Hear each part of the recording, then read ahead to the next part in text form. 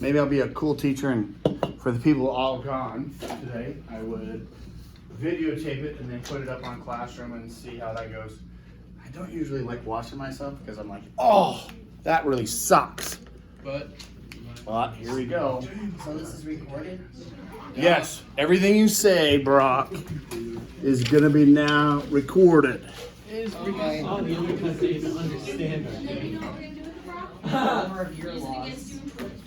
Posted on I'm not videotaping you guys, it's videotaping me. It's audio recorded too. Only when you talk, Brock.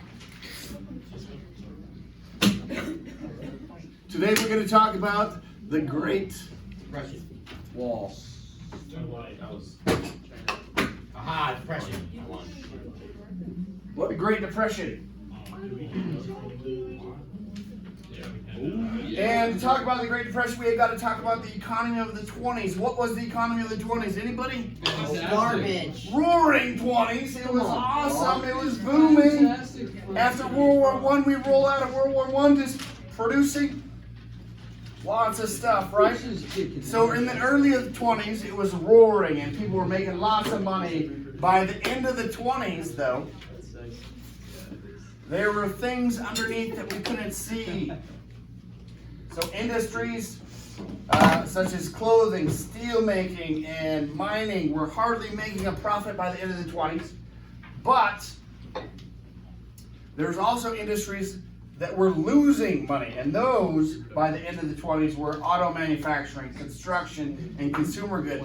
To even make matters worse, the biggest problem was agriculture. We come out of World War I, we have new technologies to make more, produce more, grow more, because we needed that food and crops and different things to sell to all the countries in Europe on both sides, and we made a lot of money, right?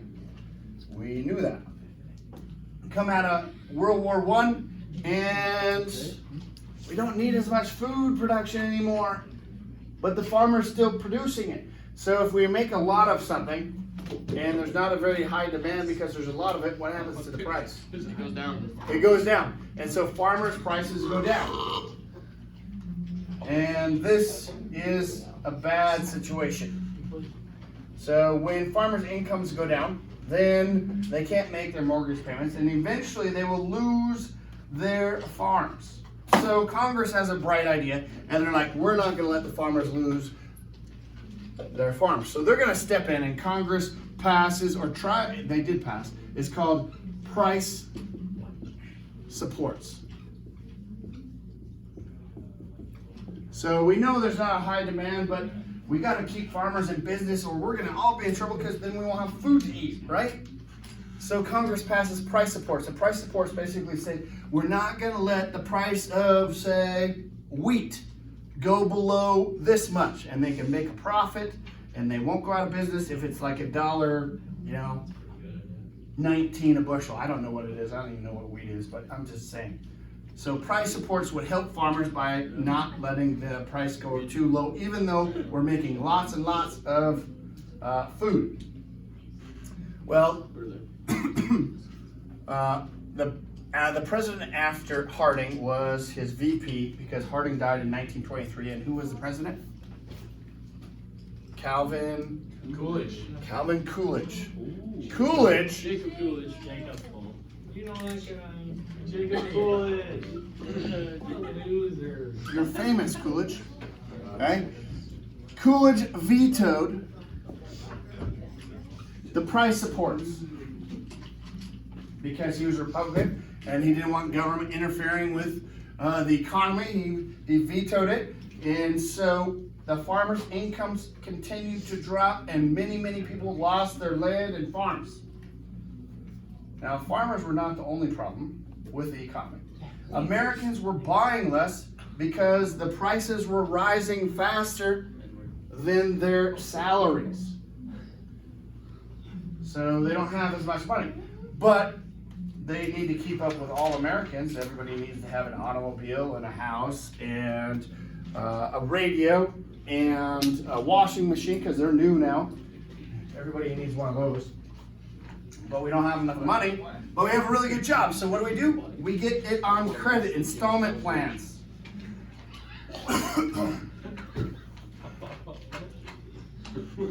So everything works out really well as long as you have that good job and you keep your hours and you get your monthly check and you pay all your payments. When is it bad? When that doesn't. When you don't make enough money to make the payments, right? Yes. Then you go And to bed. then we can't afford the payments, and then they repo the washing machine, they repo the car, You're gonna tell your wife. they repo your house. Yeah, you lose everything and then you go into debt and then Then you have your to life sucks. live on a bench. You live in a There you camp go. full So of much other homeless people. So one of the big problems in the 1920s and the late 1920s was there was an unequal distribution of wealth. What am I talking about? Some people were very, very rich and other people were very, very So a very small portion of people had the majority of the wealth in Montana, in the United States, in America, and a large population were all poor. They had day-to-day jobs, work, every day to make their payments, and so that was a bad thing. An unequal distribution of wealth, and we didn't have a middle class. It was either rich and a lot of poor. The working class. The working class in this time period were the poor people, not the middle class. It's kind of changed now, and they worked hard to change that. So, we go to 1928, and we have a new president besides Coolidge. Another Republican by the name of Herbert Hoover. Hoover becomes the 31st president of the United States.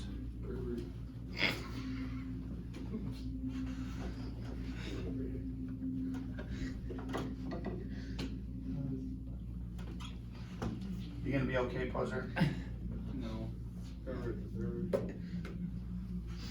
I know Hoover sounds pretty cool. I know a guy named Hoover. Yeah? He's a pretty cool guy. Built my house. Did he? Yep. Now, Hoover became president in 1928. He's a Republican, and he easily defeated the Democratic opponent for president. Kinda like When he became president, he looked across the nation and determined that the economy was healthy. What did he look at to tell that the economy was healthy? He looked at the Dow Jones Industrial Average.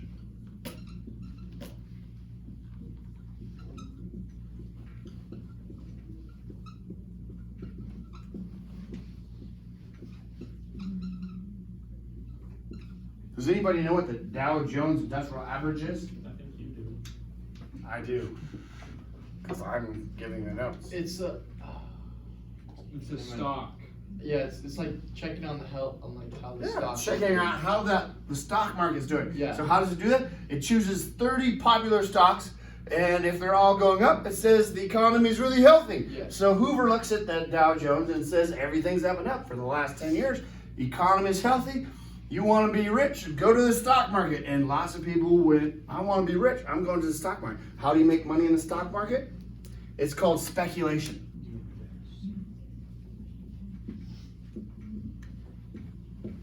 Or buying risky stocks in order to make a profit.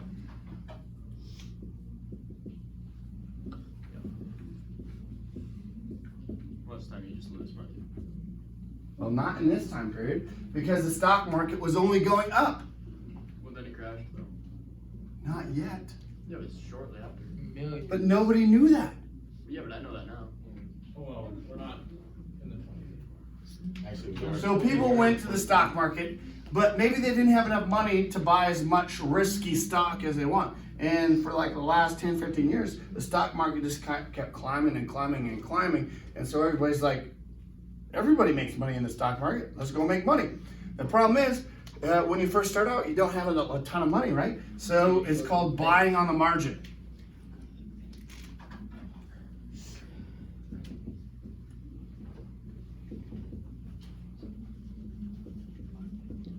Buying on the margin is paying a small down payment and then borrowing the rest. So I have 5,000, but I want a lot of stocks. So I'm gonna drop my 5,000 on a $100,000 loan. I'm gonna take my $100,000 loan and speculate in the stock market. When I buy these risky stocks, in a couple months, they go up, then I sell them. I make $150,000, I pay off the loan for $95,000. And I have $55,000 to go back and speculate and buy on the margin again, because that's what stock markets are all about. Making money, making it quick, right? Unless what happens? Unless the market goes down. If the market goes down at all, you can't pay back your loan with interest.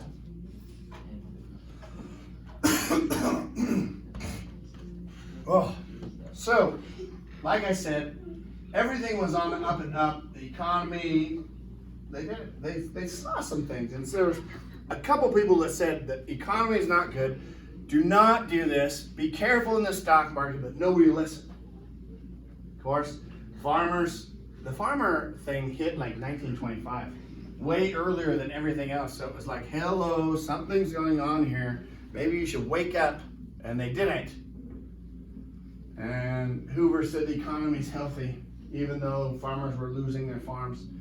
There's too much credit out there, and then people couldn't pay it. It also happened in 2006 and 7. What happened there? It was called a recession, but what kind of recession?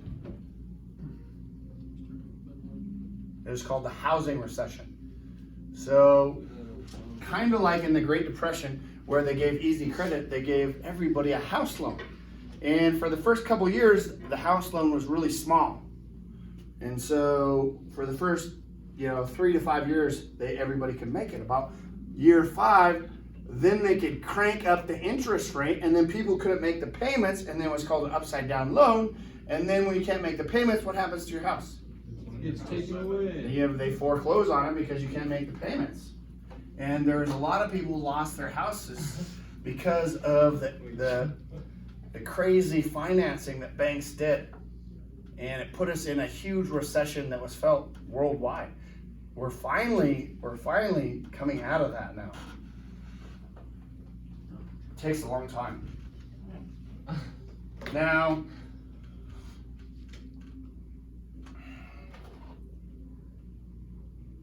the stock market, of course. This day, September 29th, 1929, signaled the start of the Great Depression. So here's my question. Did the stock market crash? Black Tuesday? Yep. What? October. October. Why did I said September earlier? So October 29th, 1929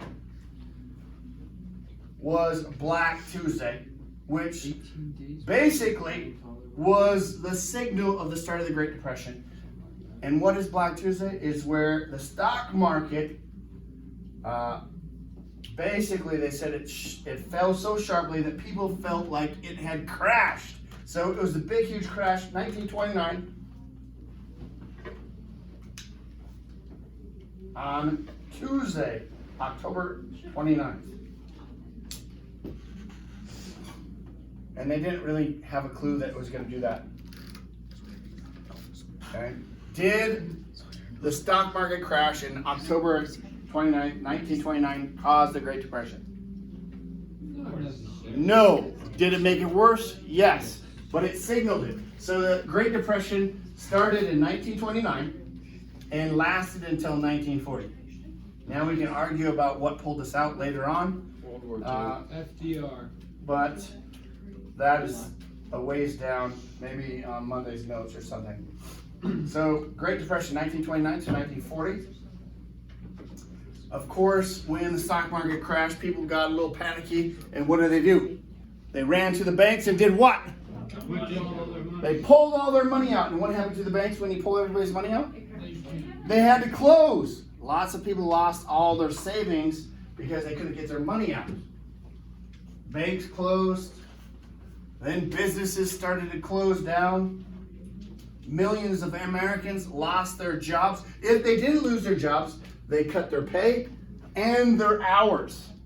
So Now with a cut in pay and a cut in hours, can you pay the interest rate on your house, and your mortgage payment, your car, the radio, your washing machine? No.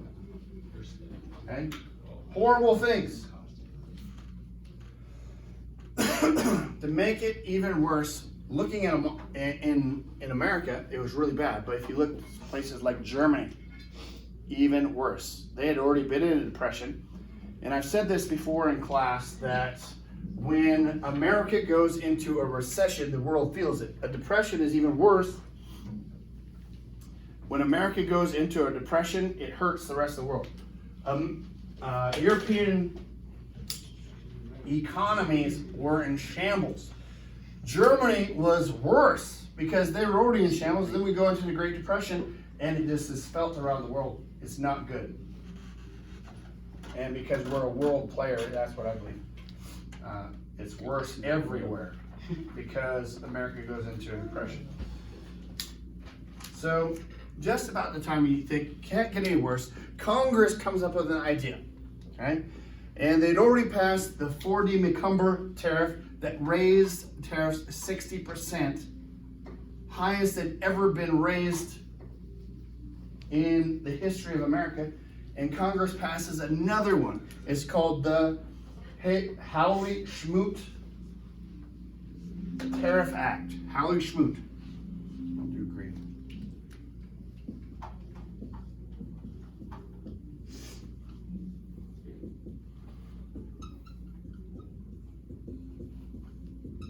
Tariff Act. Increased tariffs even more than the 4D McCumber. What were they trying to do? They were trying to push Americans to buy American goods. Did it work? No, it did not. That resulted in American industry being hurt worse. Instead of helping America, it actually changed a lot of things. So America makes a lot of money by sending goods across seas. Well, when Europeans can't sell stuff into America because of the tariffs so high, then they don't have money to buy American goods, and so our imports decreased. The European imports declined because Europeans had less money to spend on U.S. goods, and America's industry suffered even more. Now there are 4 causes to the Great Depression.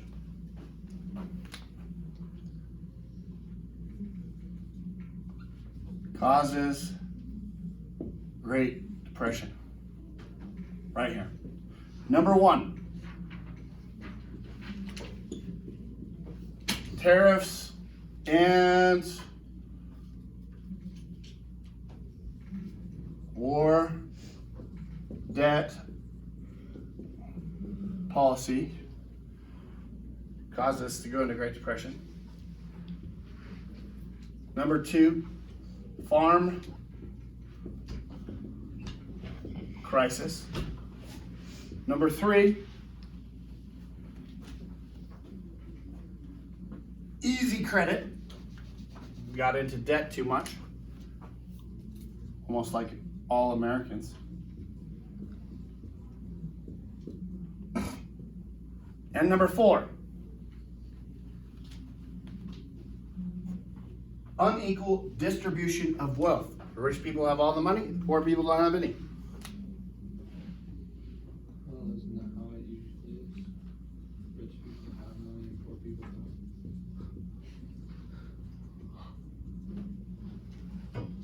don't.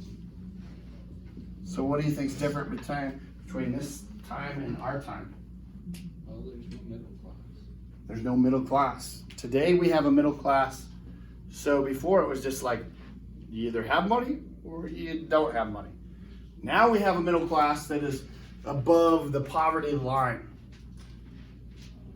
And so I think that's a huge thing that America has now, is that the everyday workers are now middle class. The ones that work in factories and different things. As long as the factories don't go to Mexico and China and India. Yeah. Right? So when we go into a depression like this, and the president was said, the American economy is great, and then we go koosh, who gets blamed? President. Hoover. Hoover It's gets kind of blamed. his fault. Yeah. Okay, they blame Hoover. So, okay, 31st president.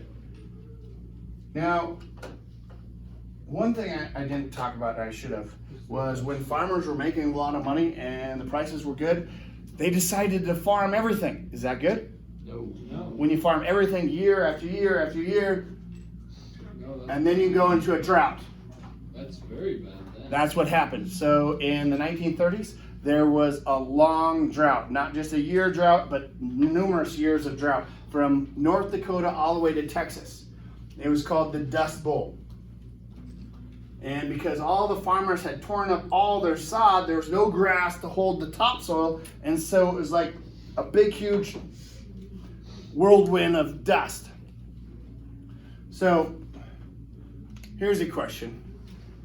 How many people do dishes at home and they take the stuff out of the dishwasher? How do you put your cups in your cupboard? Upside down. Upside down. Why? So the dust doesn't collect it. So the water can drain out in the cupboards? No, the dust doesn't collect it. So where did that come from?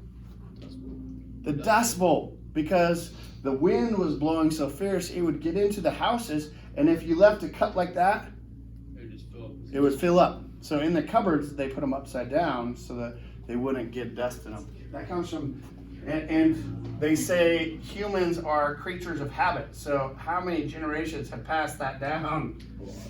A lot, right? To get to us. Turn your cups upside down in a cupboard. Your mom did it. Their mom did it. Their mom before that was in the Dust Bowl.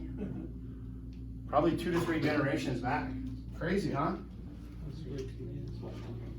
Now, we're going to blame Hoover, right? So when you lose your house, you go live in what is called a shanty town. What's a shanty town? Like a homeless town. It's like a homeless town. They have shacks made of anything, tin and wood and cardboard, just to make a shack, right? Okay? We call these towns even a Hooverville. Right? Yeah. Hooverville. Because we're going to blame Hoover. We might as well do it right. We'll just name everything after Hoover. So, sometimes when you lose your home, you live in the park. Like a hobo. And you sleep on the park bench, but you get really cold at night. So, now you decided to wrap up a newspaper, and we called that newspaper what?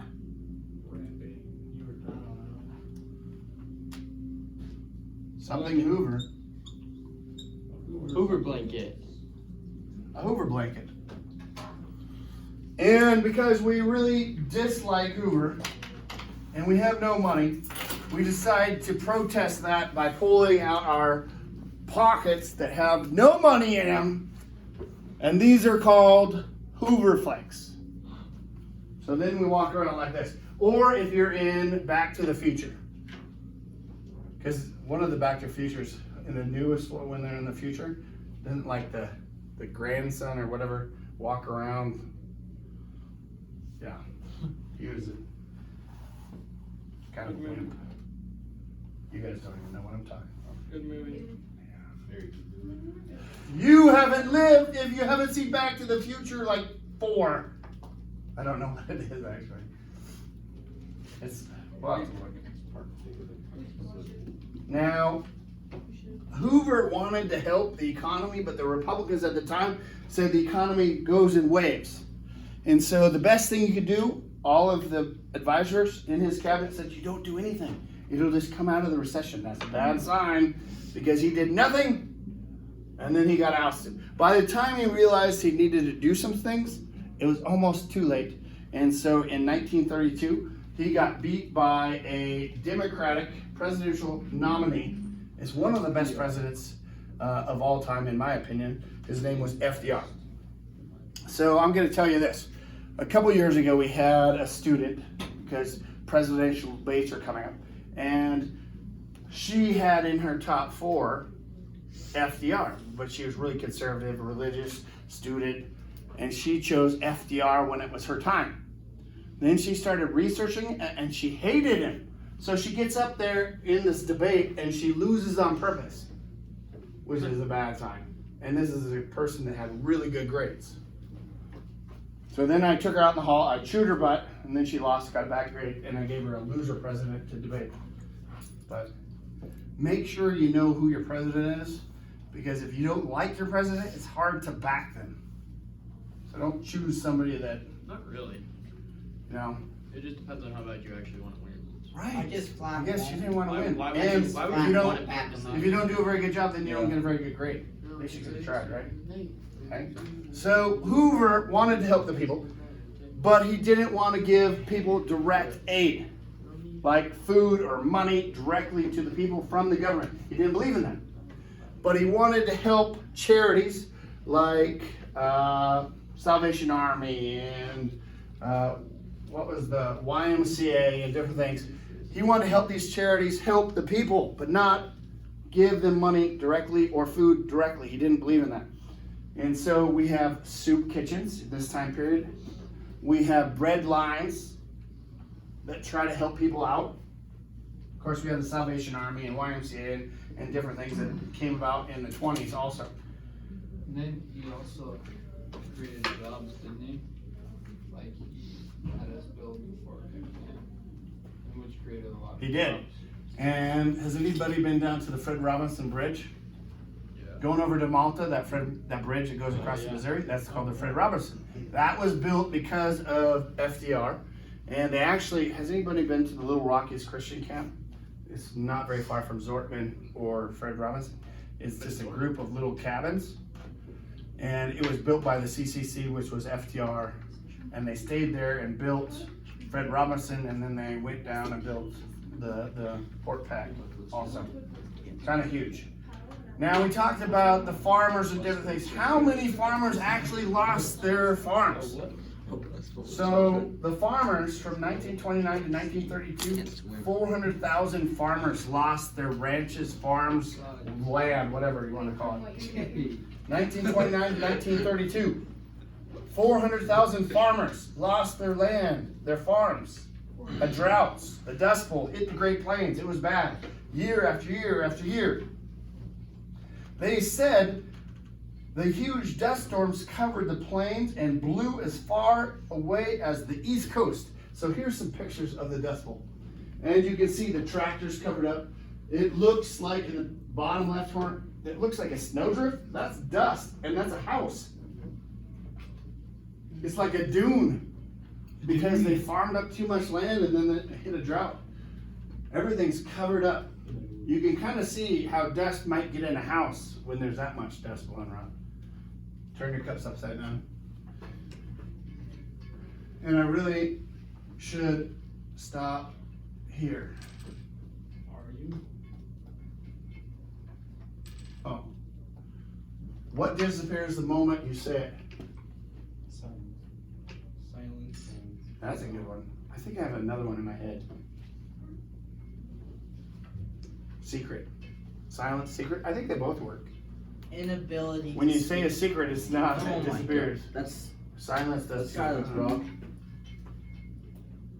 How about this? What is full of holes, but still can hold a lot of water? A sponge, I think. And what belongs to you, but others use it more? Your name. Your name. I beat you there, bro. Your records. More people use Here's a short video. Your email.